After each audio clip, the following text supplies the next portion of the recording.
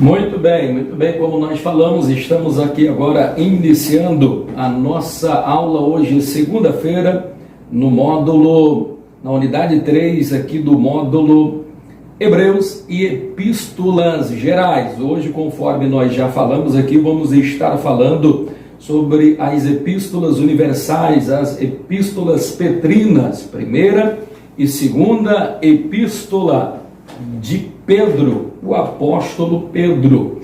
Sobre essa questão vale-se dizer e é importante verificar que Pedro, ele teve uma importância singular ao transcorrer de toda a história bíblica, bem como nos rudimentos e principalmente na ajuda dos fundamentos e rudimentos aí da igreja primitiva, os nossos pais na fé.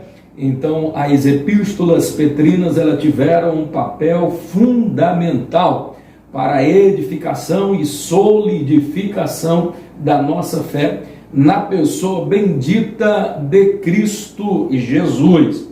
Pedro, ele que foi aí, não resta dúvidas, muito poucas dúvidas de que de fato tenha sido ele o escritor da primeira epístola aí que recebe o seu nome, Epístola de Pedro. Então não existe dúvidas com relação a isso. É um pensamento unânime. Existe uma ou outra dissonância apenas mesmo entre os teólogos liberais.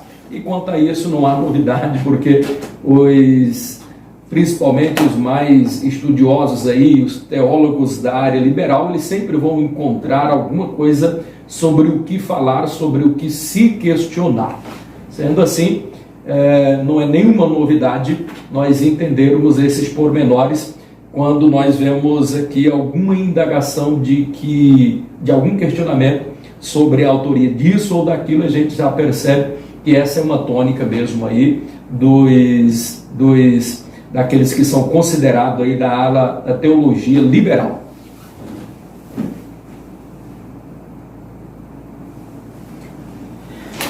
Muito bem, eu queria que você já abrisse aí, por gentileza, meus queridos, aí no seu livro, porque vamos estar utilizando aí ele. Abra, por favor, por bondade, aí nas páginas 95 do seu livro.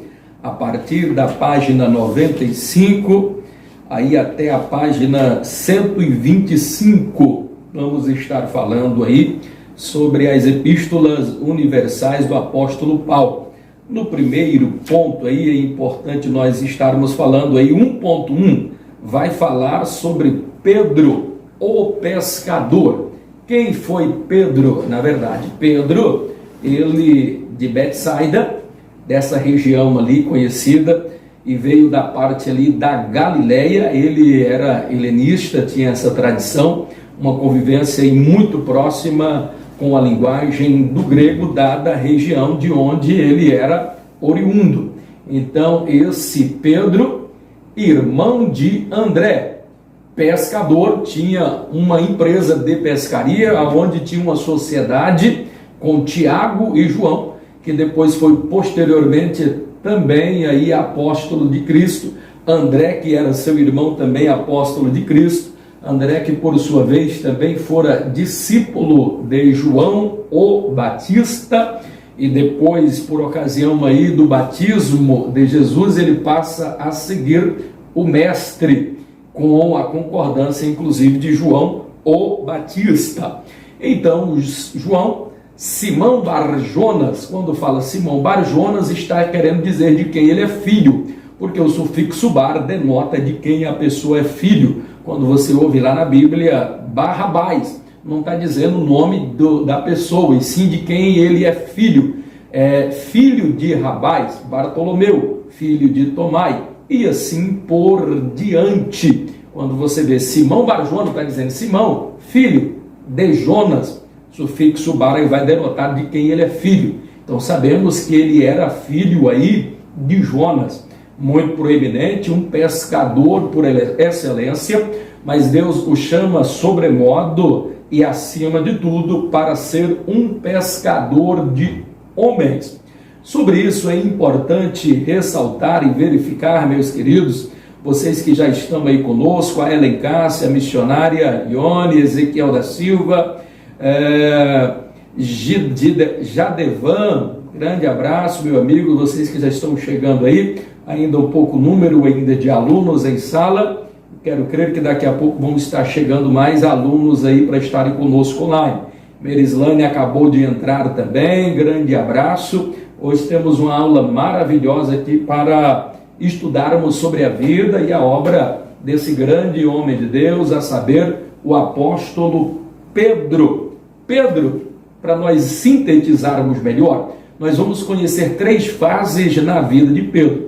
Se você olhar agora o Pedro das epístolas paulinas, ou petrinas, perdão, você vai ver algumas diferenças das 2 primeiras fases de Pedro. A primeira fase de Pedro, nós vamos encontrar ela lá no período dos evangelhos.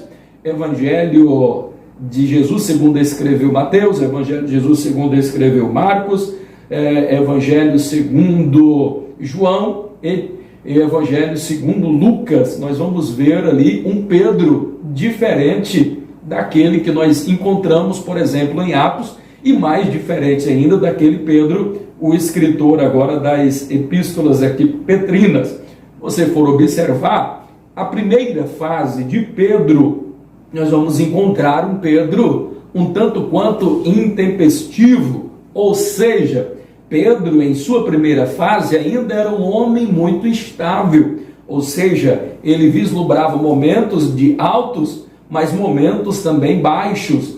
Ora ele estava aqui em cima, ora ele estava aqui mais embaixo. Ele vivia em uma gangorra, como se fosse uma roda gigante que estava girando. Ora ele estava em cima, ora ele descia para baixo. Quer dizer, existia ali muito se observa que era um homem muito instável.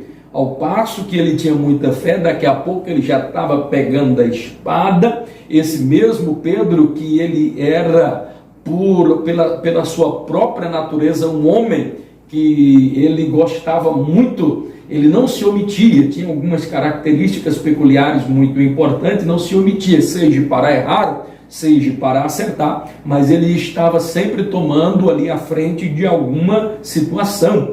Mas encontramos momentos muito fortes, por exemplo, como o de João 6:66, aonde todos estão abandonando a Jesus, um dos momentos mais tristes da Bíblia Sagrada, aonde nós vamos encontrar Pedro quando Jesus disse: olha, vocês também querem me abandonar? Porque Jesus até aquele momento vinha operando grandes milagres, grandes maravilhas, mas a partir do capítulo 6 e o verso de número 66, uma mudança drástica começa a acontecer.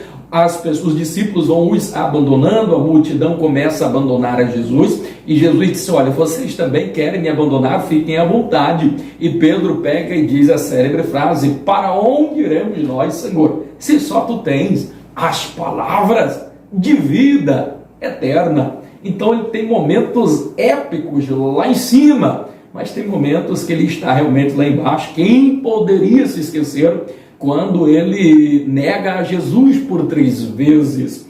Então, ora ele está lá em cima, ora ele está aqui muito mais embaixo. Então ele está muito instável, e é nesse período de instabilidade, inclusive, que Jesus chama ele agora não mais de Simão, mas chama de Pedro. Mas você vai observar que em algum momento Jesus o chama de Simão, e já em outro momento Jesus o chama de Pedro. Quando Pedro fazia uma coisa boa, era chamado de Pedro. Quando fazia alguma coisa que não era tão boa, Jesus já o chamava de Simão. Quer dizer, ele estava vivendo momentos difíceis, hora aqui embaixo, outra hora aqui em cima. Então estava um momento muito instável.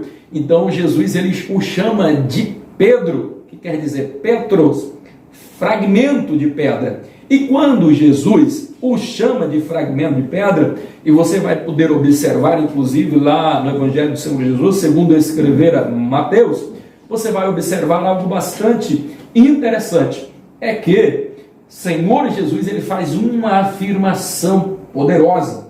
E por causa desta afirmação poderosa que Jesus faz, a partir daí começa a existir muito equívoco, sobretudo naquela que nós conhecemos como a nossa prima, a Igreja Católica, inclusive de onde nós somos oriundos, saímos de lá, quando ele diz virtuar os retos caminhos do Senhor, assim entendemos.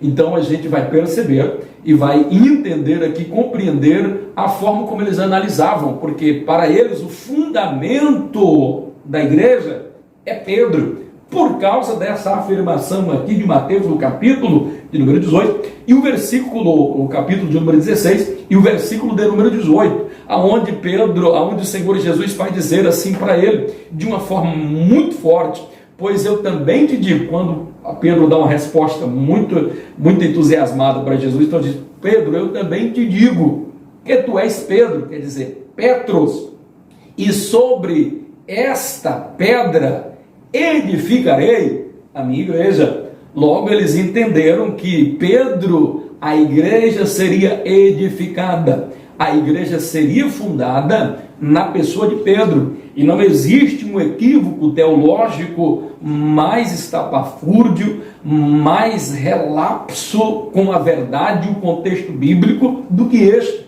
porque não existe nenhuma razão de ser para alguém ter esta compreensão. Perceba que até aqui não existia a idolatria a santos. É a Igreja Católica que vai começar a instituir a partir disso daí, e começa a divinizar e tornar aquilo que é criatura sendo algo como sendo sagrado para ser adorado e venerado, o que na Bíblia vai dizer de uma forma muito clara em Levítico 26, em Deuteronômio 5 e 8, onde podemos ver de forma muito clara que você pode analisar de luz de lamparina e você não vai encontrar um só versículo que dá base para que o homem possa adorar alguma imagem. Se não, vejamos, ali no capítulo 5 e o verso de número 8 de Deuteronômio, o próprio Deus está falando assim: olha, não farás para ti imagem de escultura, nem semelhança alguma do que há no céu,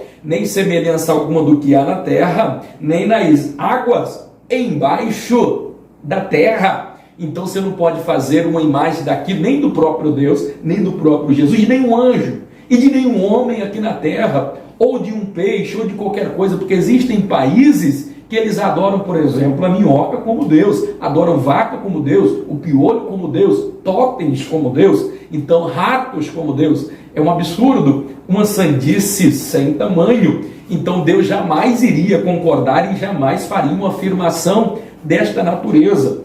Pastor, então por que é que Jesus diz isso? Porque quando ele diz: olha, pois eu digo que tu és Petros, digo que tu és Pedro, fragmento de pedra, e sobre esta pedra edificarei a minha igreja. Então aqui está o equívoco. Quando vocês vão perceber que uma parte está falando de Pedro. Então quando diz: eu lhe digo que tu és Petros, Petros aqui, ele é masculino. E ele vai dizer agora, vai mudar de Petro para Petra. Petra é pedra, rocha. Então ele disse assim: e sobre essa rocha, Jesus está falando ele, e sobre esta rocha edificarei a minha igreja. Então é sobre a rocha que é Jesus. Então nós vamos observar Pedro falando sobre isso. Nós vamos observar que Jesus, ele é a pedra angular da esquina. Então a pedra é Jesus. Segundo, que em toda a Bíblia você nunca vai ver uma informação, por mais homem honrado que seja, por mais santo que seja esse homem, mais honesto que seja, nenhuma parte da Bíblia Deus vai se referir ao homem como Petra, quer dizer rocha. Fragmento de pedra até pode ser, Petros até pode ser, porque é fragmento de pedra. Agora rocha, Petra, só é direcionada, e não existe nenhuma outra passagem onde se relaciona ao homem. Petra como rocha aqui, falando a respeito de fundamento, sempre tem a ver com Deus, com Jesus, com o Espírito Santo. E isso precisa ficar claro e muito claro em nossa mente. Para que alguém não tenha dúvida, eu vou até fazer aqui uma análise para você aqui ter uma questão. Primeiro, Petros é masculino, não tem dúvida com relação a isso. Petra é feminino, quer dizer rocha. Outro sim. Perceba, eu tenho esta caneta aqui, está em minhas mãos, sim ou não? Esta caneta está em minhas mãos. Eu pego agora a minha Bíblia e eu vou dizer: esta Bíblia está em minhas mãos. Ou eu poderia dizer, não sei se vocês conseguem visualizar aqui, eu estou pegando em uma mesa. A minha esposa, que é professora de inglês, ela diria assim, olha, quando diz assim, esta caneta, então ela vai dizer assim, this pen. E se for a Bíblia, por exemplo, this Bible. Se for a mesa aqui, por exemplo, this table. Então quer dizer, esta caneta, esta Bíblia, esta mesa. Quando eu digo esta, ela vai dar o pronome aqui para você entender melhor a respeito disso daqui, olha. Então, pronome demonstrativo de algo que está perto. Então, quando eu digo esta, é algo que está ligado aqui em minha mão, ao alcance da minha mão. Esta, this Bible, esta Bíblia. This pen, esta caneta. This table, esta mesa. É algo que está ao alcance da minha mão. Mas o interessante é que Jesus não disse sobre esta pedra. Jesus, ele diz sobre essa pedra. E aqui está a diferença. Porque se o pronome demonstrativo esta se refere a algo que está ao alcance da sua mão, agora o outro pronome possessivo, ou pronome demonstrativo, que é o essa, e é essa que Jesus escreve aqui, ele vai referir-se a algo que está distante. Então Pedro estava distante. Se Jesus estivesse falando de Pedro, Jesus diria da seguinte forma: e sobre essa pedra, Pedro, porque está distante. Sobre esta pedra, Pedro, está distante. Aí seria com Pedro. Mas Jesus, ele utilizou assim, olha, ele utilizou diferente. Ele diz sobre esta pedra. Quando Jesus diz esta pedra, ele está dizendo sobre esta pedra que sou eu, Jesus, a glória é minha, o poder é meu, o fundamento da igreja é meu. Então Jesus só diz sobre esta pedra. Então quando ele diz esta pedra, então não sobrou mais espaço para Pedro, porque se fosse se relacionar a Pedro, ele não teria dito esta. Jesus teria dito essa pedra, porque está distante, longe das minhas mãos. Está longe do alcance das minhas mãos. Se fosse para Pedro, ele teria dito sobre esta pedra, Pedro, que é você. Não, ele diz sobre esta pedra, que sou eu, o grande eu sou, o Deus Jeová, o Deus Todo-Poderoso. Não sei se deu mais ou menos para vocês entenderem e sintetizar aí sobre essa questão. Aleluia! Infelizmente a internet está muito ruim. Porém, o professor está gravando a aula em outro aparelho, depois podemos disponibilizar. Muito bem, pastor Paulo Rodrigo está falando. Nós estamos aqui, além dessa transmissão, estamos também com uma outra gravação que depois nós vamos estar disponibilizando. Se essa aqui não ficar muito tranquilamente, a gente disponibiliza depois aí para vocês, ok?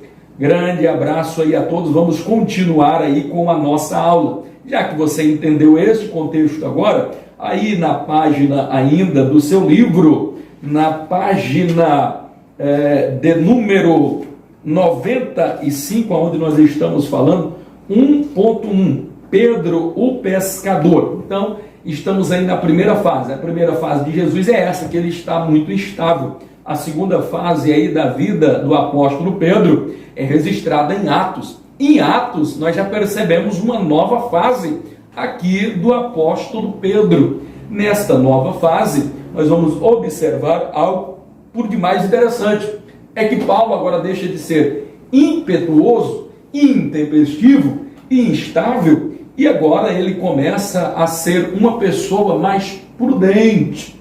Uma pessoa que agora já consegue ter uma certa estabilidade. Ele deixa de ser instável para começar a ser estável. Quer dizer, ele já tem agora uma certa estabilidade, uma certa firmeza, que começa a adquirir com a experiência e logo depois da morte e ascensão de Jesus Cristo de Nazaré. Isso é tão verdade que você vai perceber agora ápices, momentos maravilhosos que você vai perceber na vida de Pedro. Momentos maravilhosos. Os altos começam a ficar mais constantes. Se não percebam, ali no momento de Pentecoste, olha como que Deus usou poderosamente. Observa a pregação do apóstolo Paulo. ele em uma pregação, 3.000, 5.000 almas aceitam a Jesus, se convertem, rendem aos pés do Mestre. Que maravilha! Louvado, engrandecido é o nome do Senhor Jesus,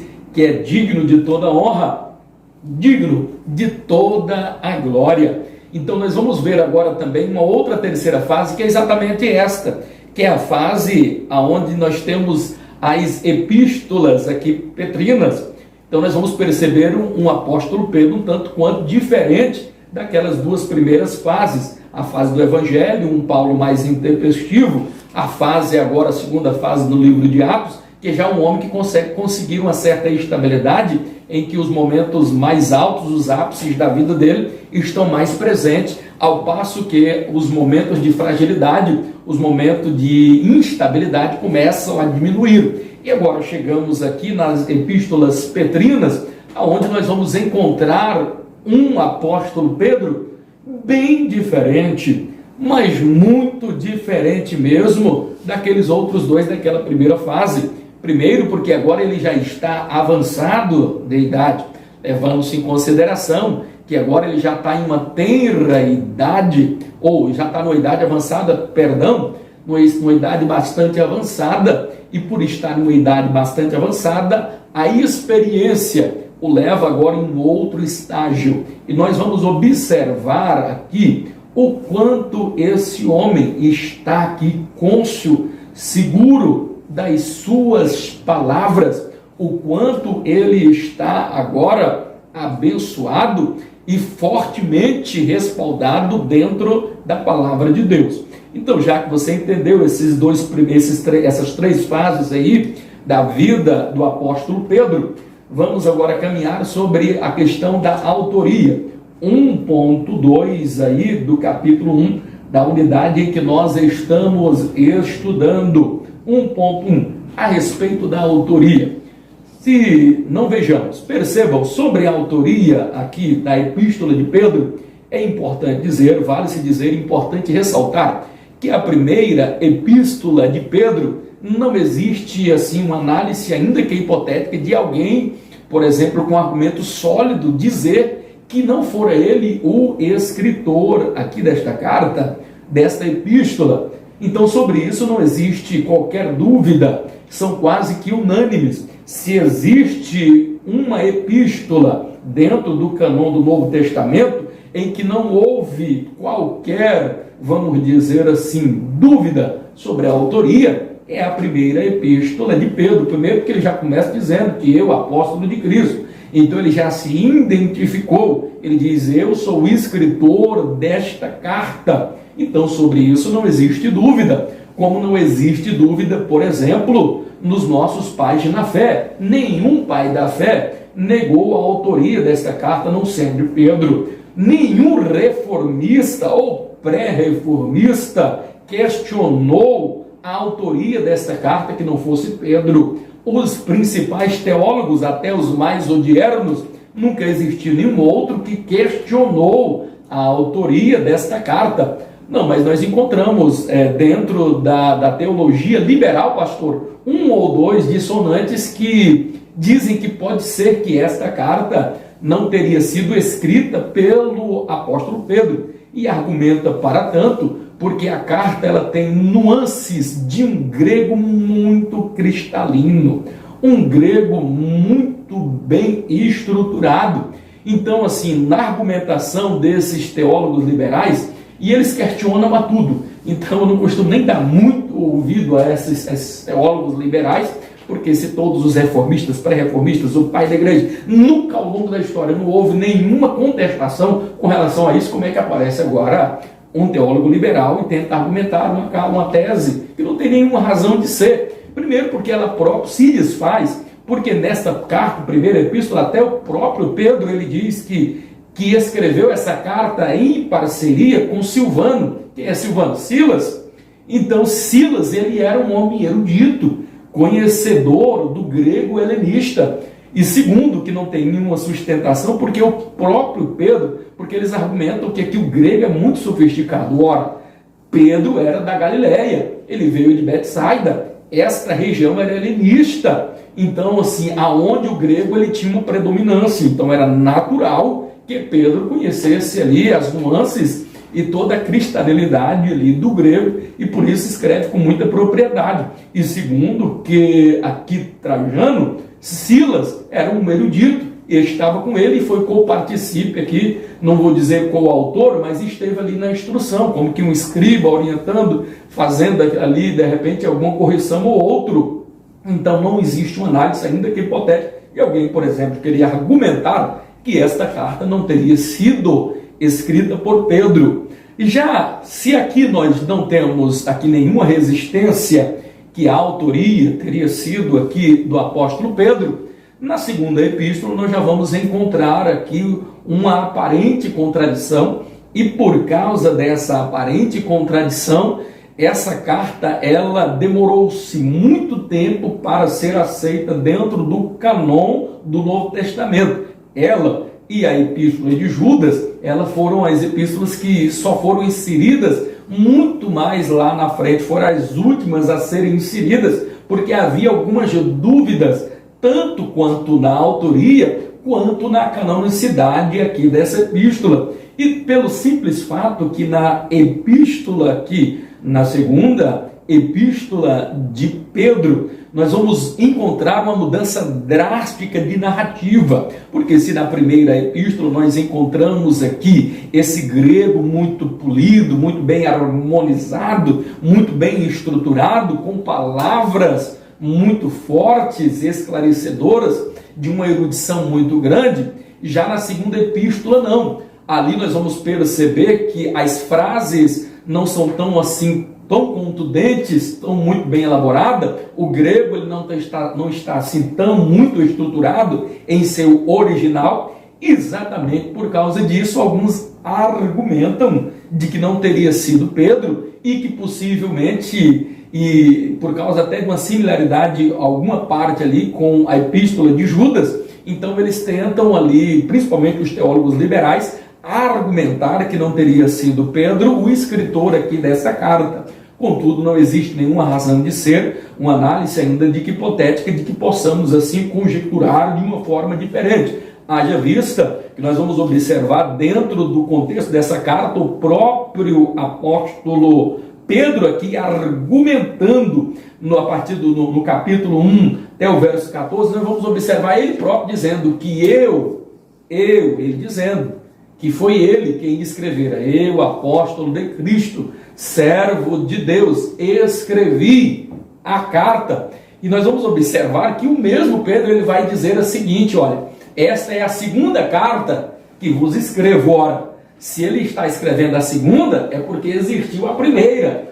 Lógico que para se harmonizar uma situação distinta como essa, se ele está dizendo que escreveu a segunda epístola, é porque ele escreveu a primeira. Então, se ele escreveu a primeira, daqui não resta dúvida de que de fato realmente fora ele o escritor aqui desta carta. Ele está dizendo, fui eu quem escrevi a carta, ele abirrogou-se para si. Várias outras argumentações nos levam a crer, a ter uma absoluta certeza e poder clarividenciar, sem nenhum medo de errar, com toda a convicção que essa carta fora de fato escrita por ele. Se você for observar, por exemplo, a afirmação de 1 Pedro, no versículo de número 14, no capítulo 3, ele vai falar inclusive a respeito desta questão também. Ele vai dizer em 1 Pedro, no versículo de número, no capítulo 1, do versículo 6 até o versículo de número 17, salvo engano, ele vai estar falando a respeito disso. Percebam que ele vai dizer mais ou menos assim, olha, mas nós ouvimos em sua majestade, onde o Pai o glorificou, dizendo, este é meu filho amado, em quem eu me comprazo.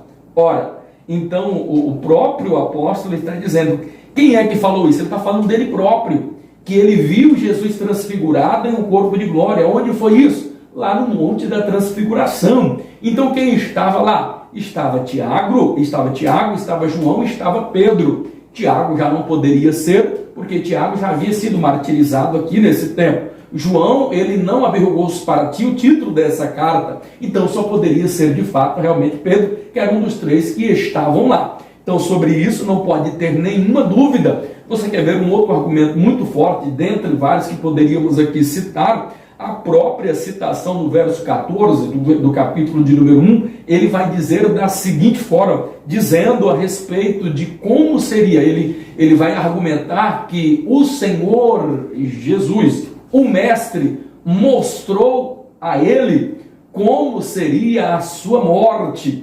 E nós sabemos que a morte de Pedro foi martirizado, sendo crucificado também pelas mãos e atados, e ele vai citar, e essa afirmação ela vai colaborar, e ela vai de frente com aquilo que no capítulo 21 e no versículo de número 19, 18 e 19, salvo engano, aonde nós vamos observar ali da seguinte forma, Jesus falando a respeito ali de Pedro, sobre essa questão, diz, na verdade eu te digo, e ele vai dizer de forma bem enfática, Pedro, quando tu eras moço, tu andava para onde tu queria, tu passeava para onde tu queria, mas porém quando tu estiveres velho, tu estenderás as mãos e alguém te cingirá, e tu não mais andará e não estará onde mais tu quer, mas aonde alguém quer te levar.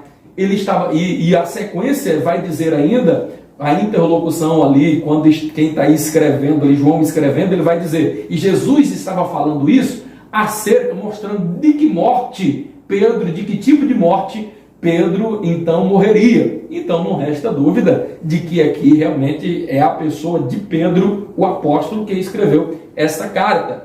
Porque razão muitas pessoas não observaram para esses fatos e durante muito tempo, de muitos anos, demorou-se então para aceitar a canonicidade e a autoria dessa segunda carta. Se na primeira não teve nenhuma dúvida, percebemos várias dúvidas aí com relação a essa questão.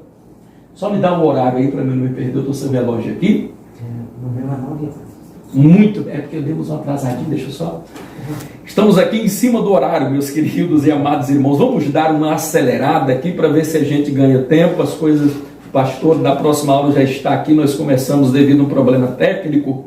Começamos um pouquinho atrasado, mas vamos ganhar tempo aqui dentro desta matéria. 1.3, a data das epístolas, da escrita da Epístolas Petrinas. Então a primeira carta ela fora escrita entre os anos 60 aos anos 63 a 64 antes de Cristo. E a segunda epístola fora escrita, há uma concordância com relação a isso, que foi depois do ano 64, ou seja, entre o ano 65 ao ano 66 a 67, no mais tardar. Haja vista que a tradição nos dá conta que Pedro morreu martirizado no ano 67 depois de Cristo.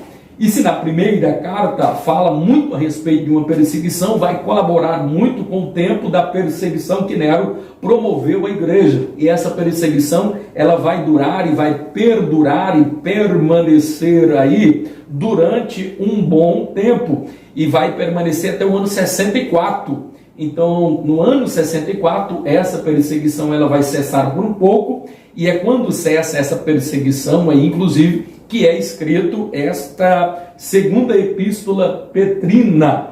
É claro que às vezes escrita de forma mais afobada, um pouco mais apressada, de repente aqui já não tem a presença também de Silvano, esse erudito, então inclusive por causa disso, essa mudança aí de trajetória aí, da interlocução, da maneira de expor as suas palavras na visão ali, como Pedro estava identificando as coisas. Mas não resta dúvida de que de fato for ele o escritor. E esta, muito possivelmente e certamente, é as duas datas mais provável de que tenha sido escrita a primeira e a segunda epístola de Pedro.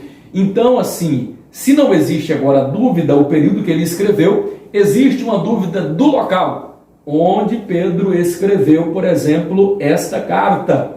Porque se Paulo escreveu, e a tradição diz que ele escreveu de Roma, e se ele escreveu de Roma, os teólogos liberais e alguns vão argumentar da seguinte forma: se Paulo escreveu de Roma, Por que é que ele diz que estava em Babilônia? Quando ele diz Babilônia, primeiro que a gente precisa entender, tem pelo menos aqui duas Babilônias, a Babilônia ali do rio Eufrates, a Babilônia da egípcia, a Mesopotâmia, quem poderia esquecer? Mas o interessante é que essa afirmação de que escreve de Babilônia, ele não está falando a uma cidade, e sim a circunstância aonde ele está, porque Babilônia significa um mundo rodeado de pecado, de muitas outras coisas, como é registrado, por exemplo, em Apocalipse, que João está na ilha de Patmos, e ele recebe a visão, e ele fala inclusive de uma Babilônia, e aquela Babilônia ali, ela é figurativa, não é uma Babilônia, uma cidade, na verdade, literal, é mais uma situação, uma condição de como estão as conjecturas atuais. Então, assim, não podemos afirmar que foi realmente Babilônia, até porque não existe nenhum registro que Pedro tenha passado, por exemplo, por Babilônia, nem a egípcia, Mesopotâmia, da região aqui do rio Eufrates, nada disso. Ele nunca passou por lá, não tem nenhum registro. Então, o mais provável mesmo é que, como está registrado na tradição, é que tenha escrito essa carta aqui de Roma. E para quem ele escreveu essa carta? Ele escreve esta carta e ele identifica para quem ele está escrevendo. Ele está dizendo que é para aqueles que estão na região do Ponto, da Galácia, da Capadócia, da Ásia e da Bitínia. E toda essa região aqui nós sabemos que fazia parte da Ásia Menor, atual porção da Turquia asiática nos dias de hoje. Então, alguém até pode argumentar, mas aqui é a mesma região que Paulo esteve, sim, só que nesse momento, por ocasião ainda da primeira viagem missionária, apóstolo Paulo não tinha passado por aqui ainda, ele só vai vir já a partir da outra viagem missionária. Então, quem passou aqui agora, ainda não tinha passado Paulo por aqui, ele passa por essa região, mais especificamente na região do Ponto aqui, da Capadócia, Ásia e Bitínia. Então é para esses, e ele diz que aos que estão dispersos, percebam aqui a forte ênfase, ele vai dizer aqueles que estão dispersos. Na primeira epístola, ele já começa dizendo algo muito forte aqui. Primeiro ele vai comparar esses cristãos como dispersos. E dispersos por causa de quê? Por causa da diáspora. Desde aquele acontecimento ali especificamente, aonde Estevão é morto. Por causa da morte de Estevão, começa uma grande perseguição. Eles começam a se deslocar para os lugares mais longínquos da face da terra, tentando fugir de quê? Dessa grande perseguição que está acontecendo. Então acontece essa pequena diáspora e eles começam a ficar dispersos. Segunda coisa que nós identificamos aqui também, na epístola de 1 Pedro, é que eles chamam estes, a quem ele está destinando a carta, vai chamar eles de forasteiro. E forasteiro e peregrino também somos nós aqui na terra. Mas eles eram forasteiros por causa de uma questão, porque foram dispersos, porque foram perseguidos, e para salvar sua vida eles são dispersos e vão ali para várias outras cidades.